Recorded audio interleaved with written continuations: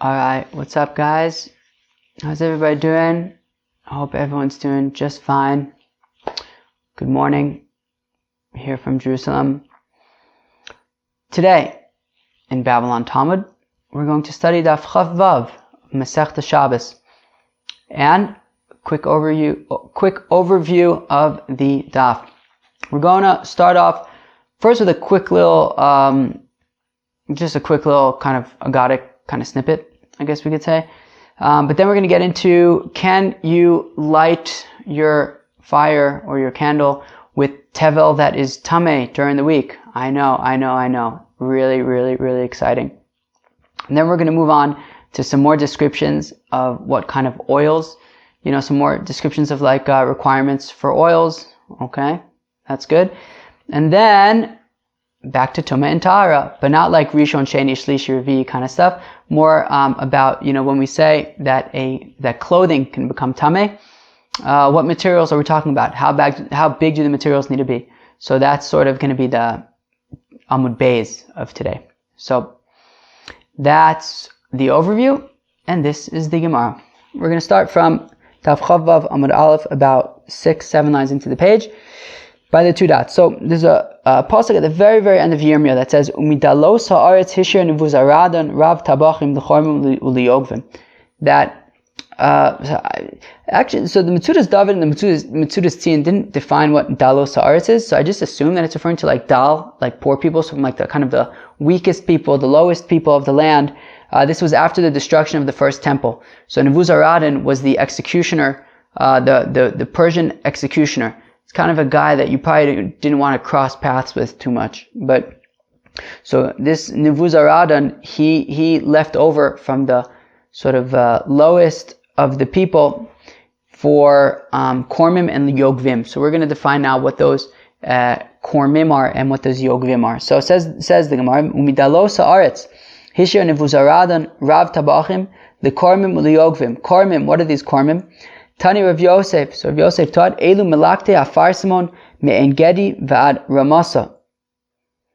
So Rav Yosef says that these kormim are collectors of afarsimon, which, so the Safari defines afarsimon as balsam. We've had 1,000 things that are defined as balsam. Afarsimon is balsam, tsari is balsam, atziaketaf is balsam.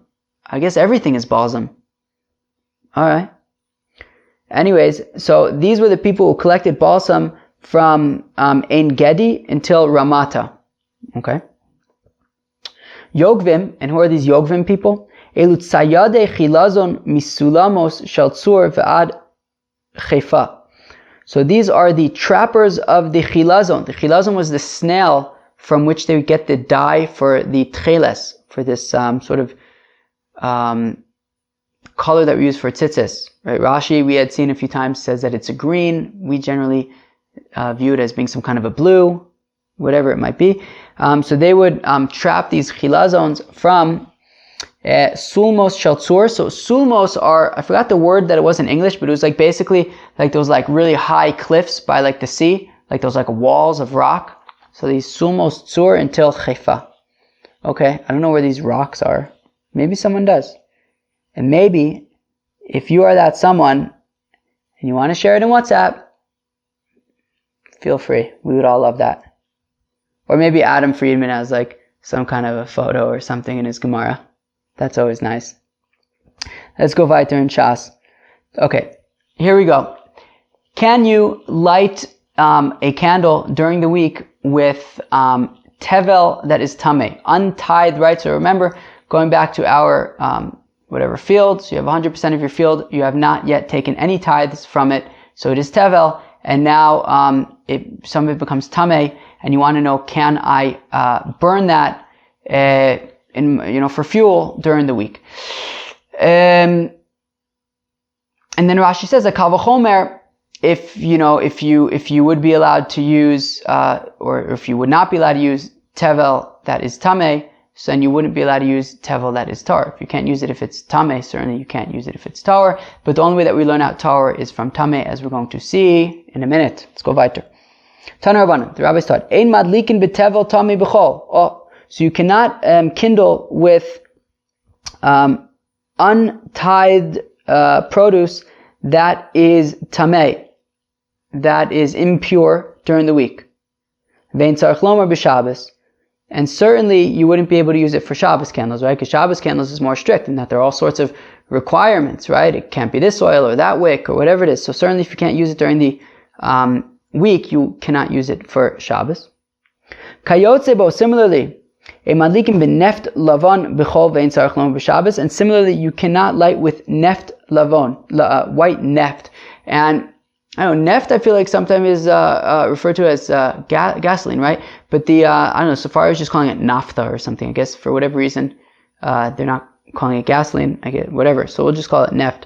So you can't use this white neft during the week and certainly not on Shabbos. So bishlama neft lavan mipnei shu af avatevel tamei my taima. So I understand why you cannot use this white neft during the week because it's very volatile, it's dangerous.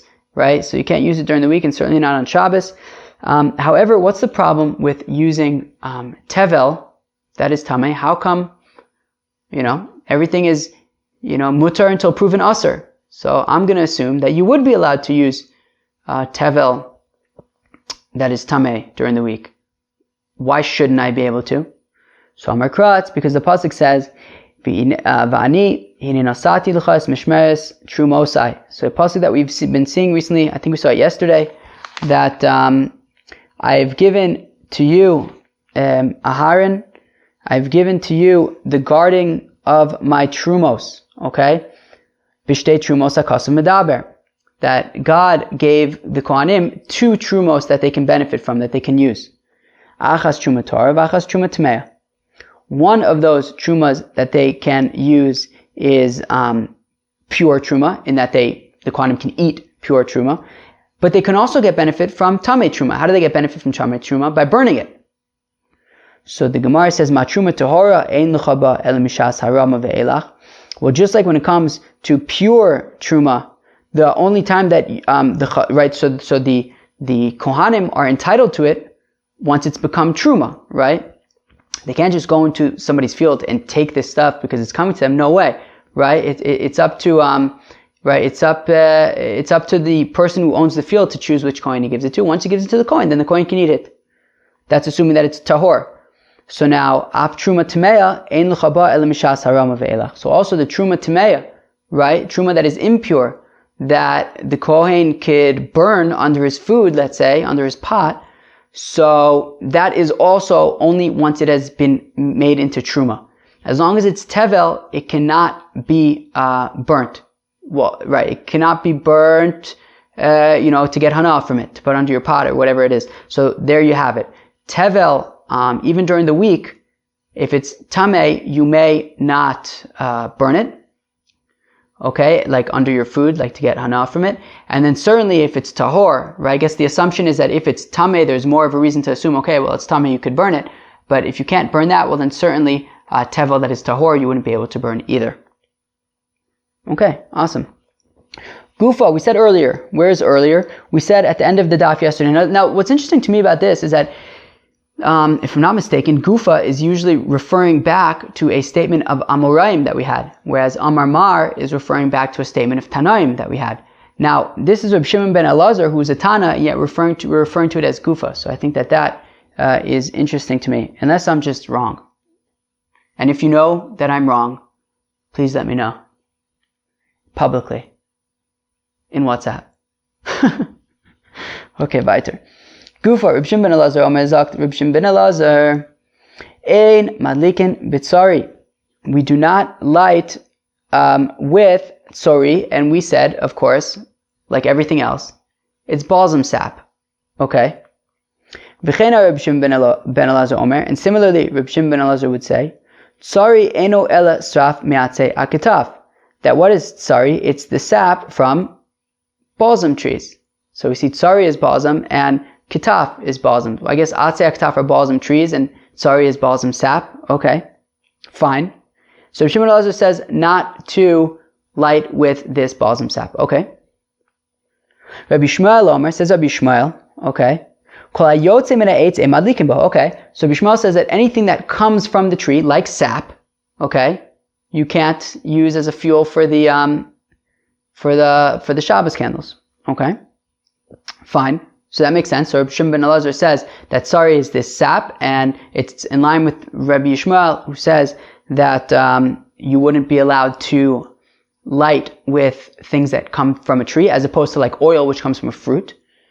Rabbi Shmuel ben Broka Omer, E madlikin el biyotzim min apri. Okay, so Rabbi Shmuel ben Broka says that you only light from things that come from fruits. Okay. Maybe like a nafkamina between Rabbi Shmuel ben Broka and Rabbi Yishmael would be, let's say, like fat, which comes from meat, maybe. Because all Rabbi Yishmael says is that you're not allowed to use something that comes from a tree, directly from a tree, like sap. What would he say about like chaylev or something? Would he argue on the chachamim and say that you would be allowed to use chaylev? I don't know. I'm just speculating. Because Rabbi Yishmael says that you're not allowed to use something that comes from a tree, and then Rabbi Yishmael ben Baroka says that you only use something that comes from a fruit. So is that different than Rabbi Yishmael? Right? Because according to Rabbi Yishmael, you wouldn't use sap, which comes from the tree, but you would use something like olive oil.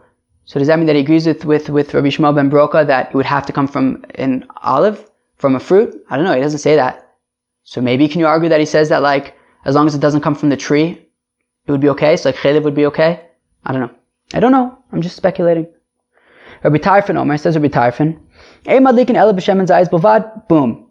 Zakt Rabbi Tarfon, you only light from olive oil, that's it. No sesame oil, no nothing. Amad Rabbi Yochanan ben Nuri, and Rabbi Yochanan ben Nuri gets up and he proclaims, Atachai baseret, do you live in a movie? No, Rabbi Tarfon. Ve'amar, right, Amar Rabbi Yochanan ben Nuri al-Ragla v'amar, and he said, Ma yayisu anshe Bavel, she'ein lo'em ele shemen sumsimin. Rabbi Tarfon, what are the people in Bavel who only have sesame oil going to do? They don't have olive oil. What about the people of Madai who only have nut oil? What about the people of Alexandria in Egypt, that all they have is turnip oil? And what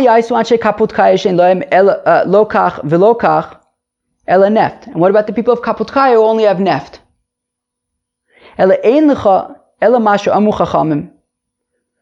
Rather, you only have what the Chachamim said, Ein Madlikin. Right? Says Rabbi Yochanan ben Broka, Rabbi Tarfon, you can't just say that the only thing that you can light with is olive oil. Sure, maybe that works for you because you have olive oil, but there's plenty of people who don't have olive oil. You have to be thinking about them. And therefore, Rabbi Yochanan ben Nuri says that we just have to follow the Chachamim.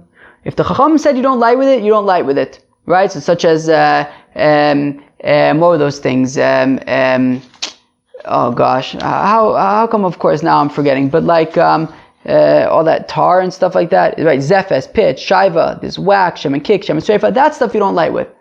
But, shemen and gozim, right? The Chacham said, right? Yesterday they said, "V'chacham matirim b'chol hashmanim shemen sumsmim, shemen agozim, shemen tznonos, shemen dagim." All that stuff is cool according to the Chachamim. And Rabbi Yochanan ben Nuri says that is what we are going to do. So madlikim b'shemen dagin uv'itran, and you can light with fish oil as well as itran, tar. Okay. Rabbi Shmuel wasn't into itran because it smells bad, but the Chachamim seem to be okay with it. Okay. Rabbi Shimon Shazuri Omer, says the holy Rabbi Shimon Shazuri, madlikim b'shemen pakuos uvneft. You're allowed to light with gourd oil and with neft. Okay, fine. Sumchis Omer, kol hayotze min habasar ein madlikim bo el b'shemen dagim. Sumchis says that anything that comes from meat, such as chaylev, such as fat, you wouldn't be able to light candles with. You wouldn't be able to light Shabbos candles with. The only exception being shemen dagim. Now, the thing is, he seems to be in 100% agreement with the Tanna Kama, right? Who says that you're not allowed, right? Remember, the Tanna Kama says you're not allowed to use chaylev, and you are allowed to use fish oil. So what's the difference? What's the nafkamina between Sumchus and Chachamim / Tanna Kama? So sumchus anu tanakama. So ikir benayu de Rav amarav v'lo masaime. So it's just like we said the other day also. Was it yesterday or 2 days ago? 2 days ago. That the nafkamina between the chachamim and sumchus would be Rav Amarav, who said that if you add oil, kosher oil to it, then it would work. Then it would be kosher v'lo masaime, and it's unclear who would hold like Rav Brona and who wouldn't, right? If it's like the chachamim or like sumchus. And Rashi, Rashi has like some interesting way of learning it, right? Which is that basically one opinion would say that fish oil is 100% kosher, like you don't have to mix it with anything. However, when it comes to chelev, you just mix it with some kosher oil and then it would work. And the other mandam would be no, fish oil would only work if you mix it with like another oil, but chelev would never work at all. Okay, I don't know. I don't exactly know why Rashi defines it that way, because according to Rav Brona Amarav, all he was saying is that if you take chelev and you melt it, you can add oil to it and then kosher oil to it, and then it works, because really melted chelev should, it absorbs well in the flame, it should work. We just don't do it because it's a gezerah, and we said if you add kosher oil to it, then it would be a gezerah. Anyways, that's why he said, I don't know why Rashi doesn't just say that the nafkamina would be if you melt chelev and add kosher oil to it, but Tosfos seems to ask that kasha, and Rashi apparently has some reason, and it was like a little bit confusing to me. But in any event, both Sumchus and the Chachamim say that you are not allowed to use chelev. The only oil that comes from meat that you would be allowed to use, or fuel that comes from meat that you'd be allowed to use, is fish oil. And then there's some nafkamina between Sumchus and the Chachamim based on how you understand Rav Brona Amarav. Okay, fine. Okay, friends. For the rest of the daf, you got to focus a little bit.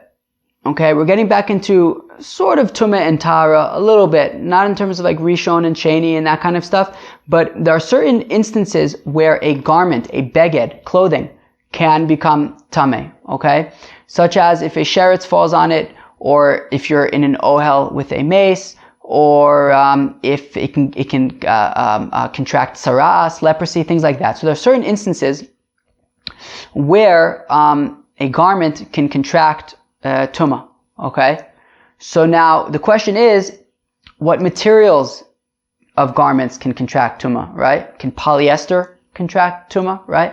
How big does it have to be? Does it have to be a garment? Can it just be like a tiny little thread? Right? So these are the questions that we're going to get into now in terms of defining what kind of garments can contract tumah. Tanya, we learned in the Brisa, Reb Shimon ben Elazar Omer, Kol hayotze min ha'etz, anything that, any sort of fabric that comes from a tree. And it's always, so Rashi gives two examples. The first one is cannabis, which is always fun to see, hemp. And it is also interesting because from the fact that, we also saw it in Masechta Brachos at one point, apparently hemp, which basically is a marijuana, well, it's not a marijuana plant, but it's a marijuana relative, and it looks very much like marijuana.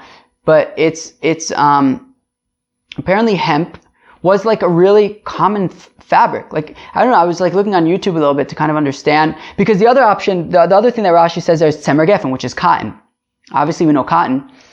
And cotton, from what I understand from like just seeing stuff on the interwebs, is like, you just kind of like this clothy kind of stuff, this like fabric, like this, I don't know, it's like cloth kind of stuff that just kind of grows on trees. It's pretty cool.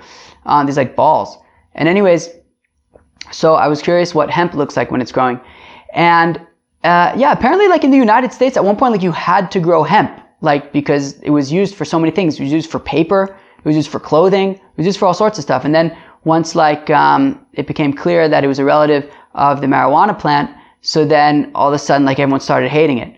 But it's interesting to see that, I guess hemp was like a common thread during the time of the Gemara, maybe even during the time of Rashi, which is why I mentioned it. Okay, weiter. So any kol yotzim min ha'etz, so any of these fabrics that come from trees, ein bo mishum shalosh al shalosh. Okay, so it doesn't have shalosh al shalosh. What does that mean? So it means that clothing fabrics, clothing that are able to contract, would be considered a beged, would be considered a garment that would be able to contract tumah. They contract tumah when there are 3 finger breadths by 3 finger breadths. I assume that that's like kind of finger, like your index finger, 3 of those. So if it's 3 etzbaot by 3 etzbaot in size, so then it can contract be considered a garment that would contract tumah. However, we're saying that things like hemp and things like cotton would not fall into that category. And if you have clothing that is made from hemp or cotton, you wouldn't have to be concerned about tumas begadim. Umisakrin bo, and you can also use it for schach, right? On sukkahs, you could use it for schach to cover your sukkah, because it's not mitkabel tuma, and you need to use for schach something that is not mitkabel tuma. Chutz mi pishtan, the exception being linen. That if you have clothing made out of linen, okay, so that will be mitame. It does contract tuma once it is the size. Once you have a piece of cloth the size of 3 etzbaot by 3 etzbaot. Okay, very good. So just to review, Reb Shimon ben Elazar says when you have a fabric that comes from a tree, such as hemp or cotton, it will not become tamei. It will not contract tumas begadim once you have a piece of cloth that is 3 etzbaos by 3 etzbaos.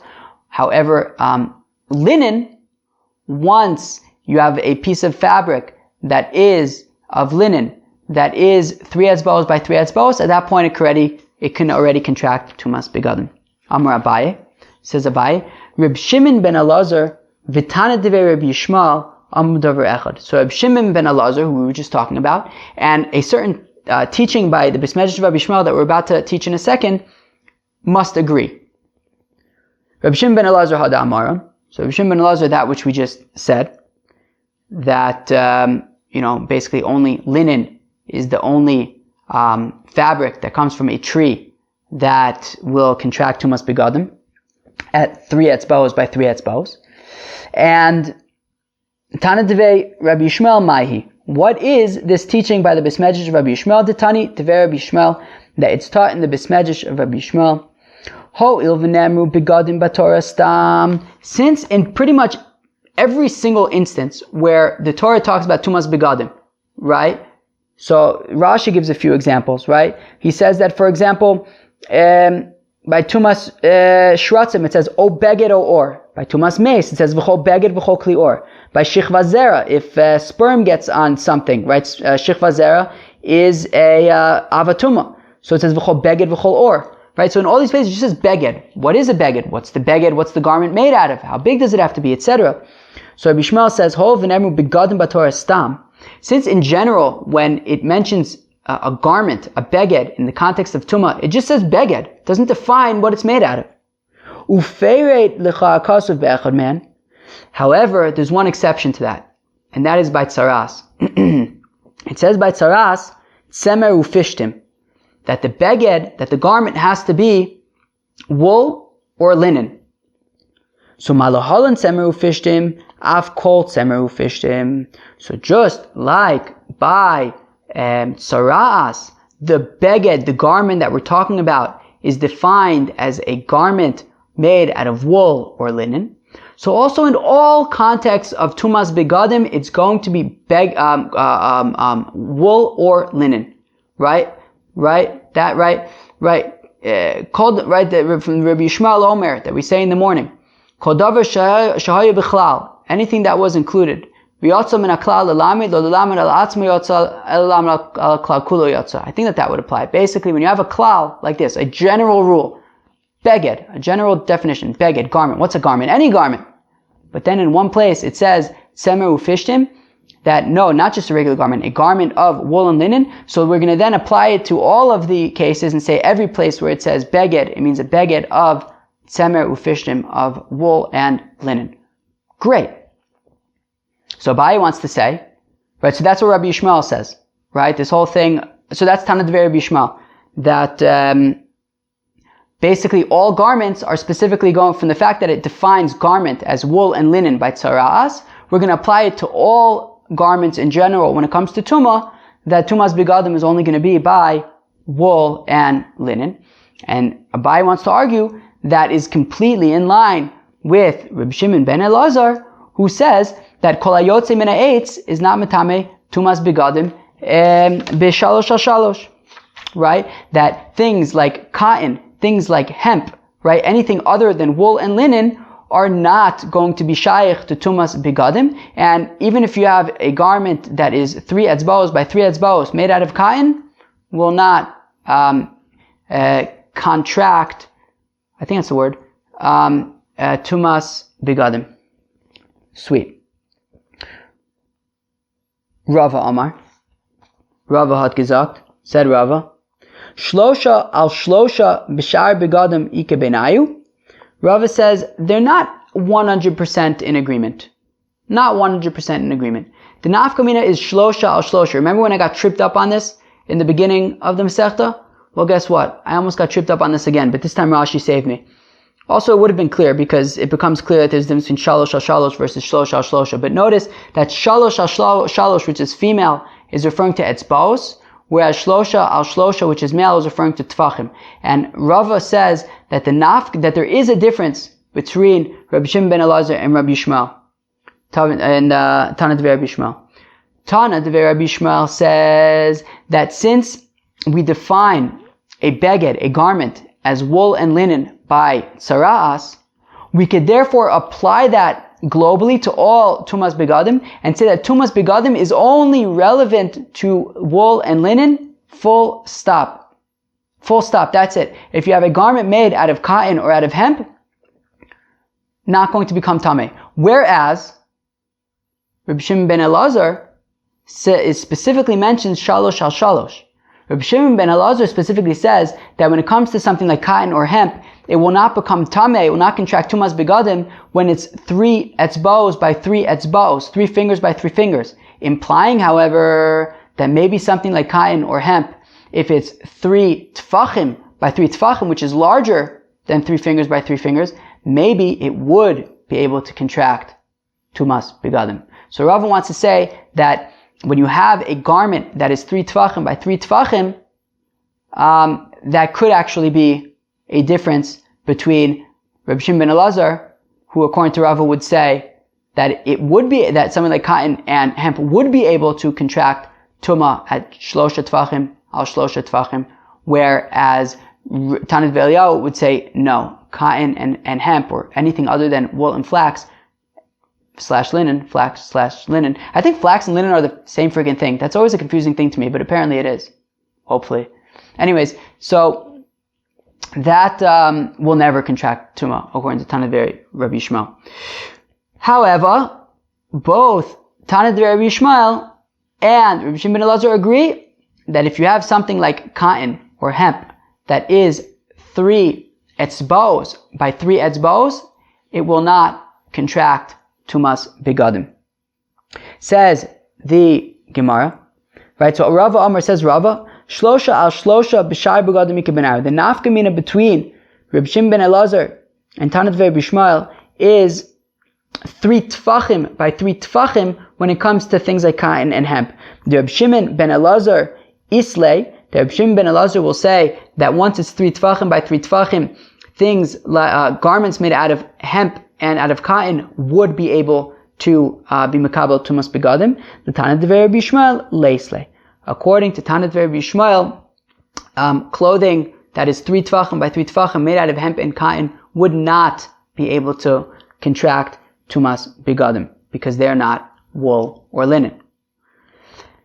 But as I mentioned a minute ago, D'chuli alma mias shalosh al shalosh b'tzemer ufishtim mitame b'negoyim. Everyone, however, agrees that if you have 3 etzbaos by 3 etzbaos by wool and by linen, that is already considered large enough that it will contract tumah. Okay? Minalan. How do we know this? So the Gemara answers the Tanya, because we learn in a Brisa. Beged, right? The pasuk says, right? Well, the pasuk really says ve'a beged, but we're going to get there in a second. But it says beged kiebo nega tzaras bebeged semro bebeged pishtim. That if you have a beged, a garment that has tzaras, and it is wool or linen, so the Gemara says from the word beged, so ainli ela beged, all I know is a garment, kilu a t-shirt, a fully made garment. Shalosh al shalosh minayin. How do I know that it's not only a fully made garment? It could even be a piece of wool or linen fabric that is just 3 etzbos by 3 etzbos, even though it's not a fully made garment. So how do I know?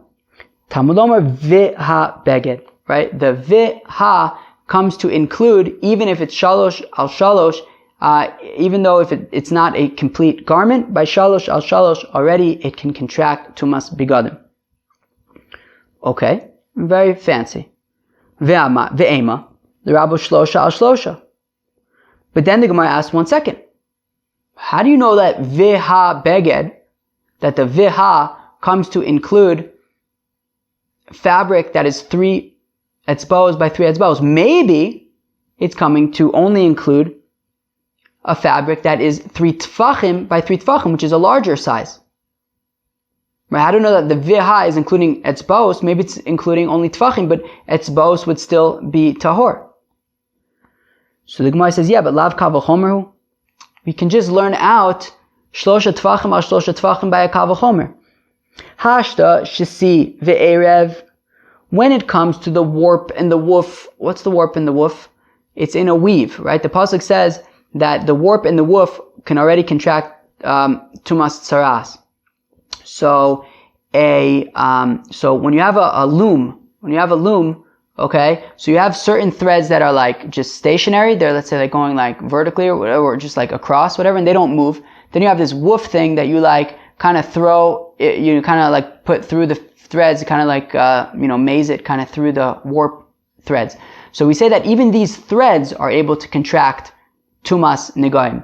So if these threads can contract saras, well then kal v'chomer, a garment that is, or I guess even you could say like, the threads are what even make up the garments. Like once these threads are then, one step later advanced into a garment that is 3 tfachim by 3 tfachim, right, certainly it'll be able to contract tsaras. Right, hashta shesi ve'erev mitame shlosha al shlosha mibaya. If the warp and the woof can receive tuma, well then certainly a garment that is 3 tfachim by 3 tfachim can contract tsaras. If that's the case, shalosh al shalosh nam al shalosh nami leisi b'kav v'chomer.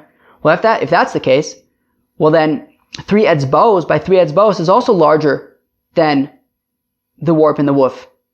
Right? You also use that loom to make this garment that's 3 etzbos by 3 etzbos. So why don't you use the kal v'chomer for that? Then I don't need viha beged. I can just say, well, it's a kal v'chomer. If the warp and the woof are mikabel, can become tamei with tsaras, well then certainly a garment that's 3 etzbos by 3 etzbos can be mikabel tumas tsaras.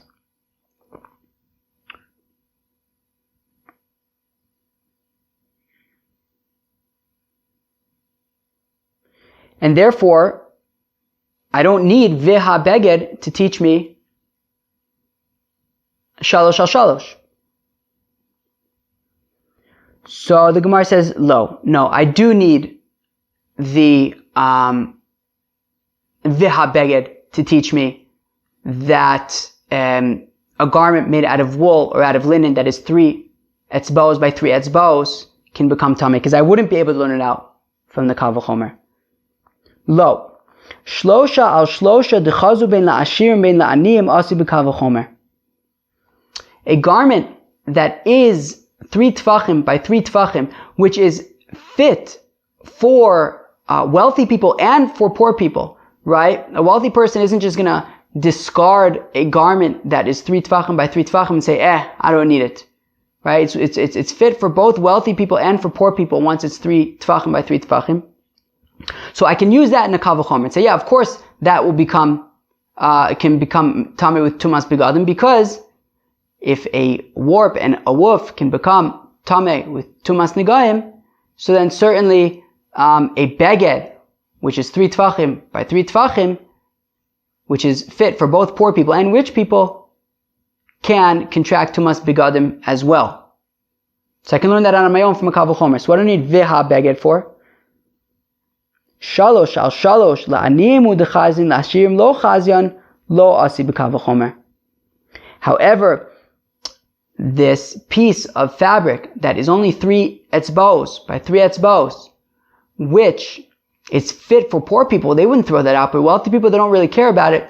So I wouldn't automatically say, well, if the warp and the woof are mikabel tumas negaim, well then certainly a garment that is shalosh etzbos by shalosh etzbos can be mikabel tumas negaim, because it's not really that chashuv, right? Wealthy people don't really care that much about a garment that's shalosh etzbos or shalosh etzbos. So therefore I need veha beged to teach me that a garment that is 3 etzbos by 3 etzbos is ready mikabel tuma, of course assuming that it's made out of wool or linen. And therefore, time of the chas ve'kra, halo kas ve'kra, lo gamrinan b'kal v'chomer. Therefore, we only know that a fabric that is 3 etzbos by 3 etzbos, that is made out of wool or linen, can be mikabel tuma from the fact that it says ve'a beged, because we would not be able to learn it out from the kal v'chomer.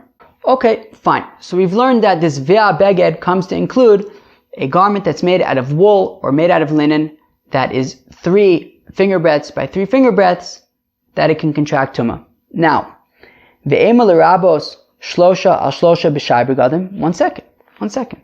Maybe I'll say actually what this ve'a beged is coming to include, we don't need it to teach me shalosh etzbos al shalosh etzbos by wool and linen. No, we can learn that out from the kal v'chomer. I know. We just had questions on the kal v'chomer. You know what? Forget about the questions on the kal v'chomer.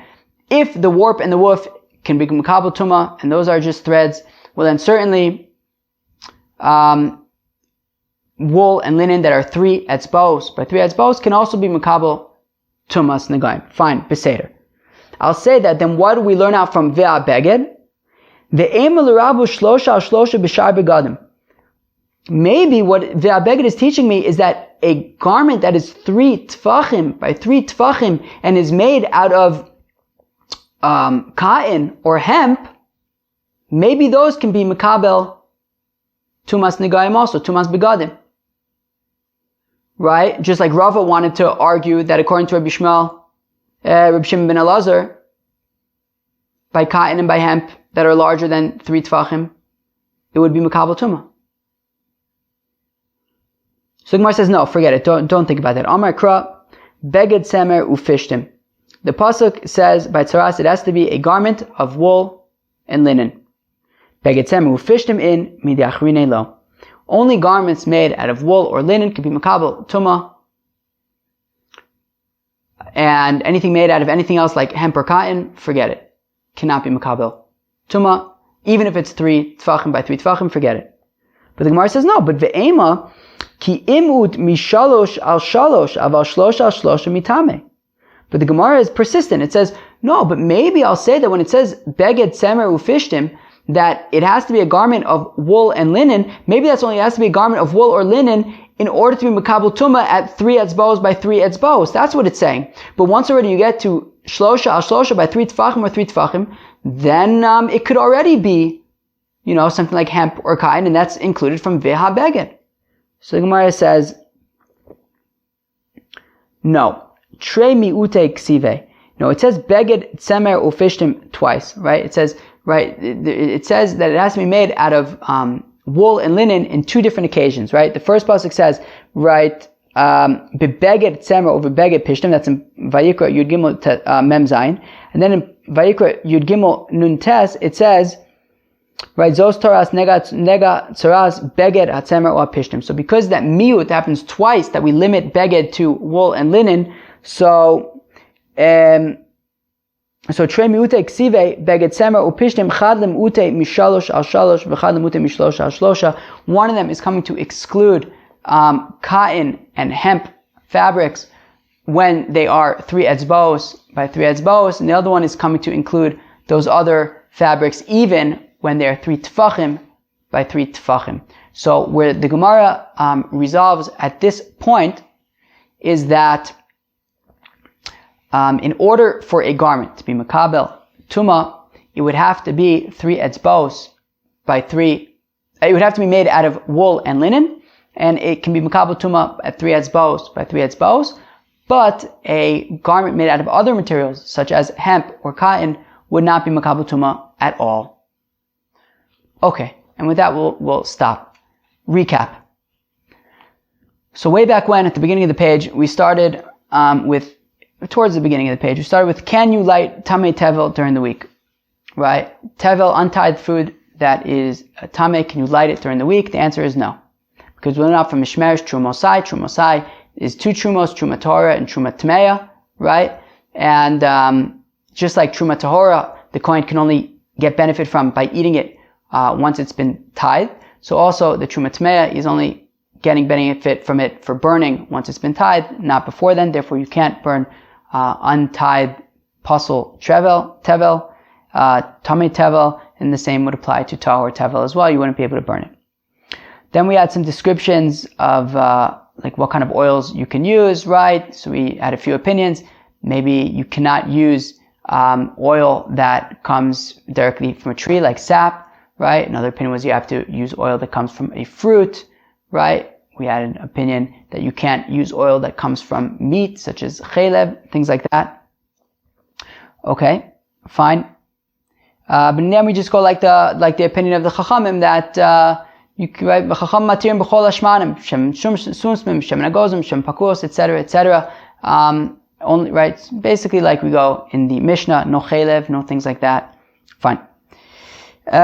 Cool. And then at the bottom of Chavav Amud Aleph, we started getting into our definitions of Tumas Begadim. What would qualify for Tumas Begadim? So basically, certainly wool and linen garments, once they are 3 etzbos by 3 etzbos, everyone would agree that they can become tamei already. It's only once you get to 3 tfachim by 3 tfachim that there's a possibility that maybe other materials like hemp or cotton would be able to contract tumah at that point as well. Great. I mean, at this point in the Gemara, we're assuming that it wouldn't be able to be makabel tumah, but I guess we'll have to see, because according to Abaye, there was that thought that maybe according to B'Shim ben Elazar, if it's greater than 3 tefachim, it would be able to be makabel tumah by things like hemp and cotton. So we'll have to see where the Gemara goes with that. In the meantime, everybody, put aside your suspense and have a great day. And I'll catch y'all tomorrow. Peace.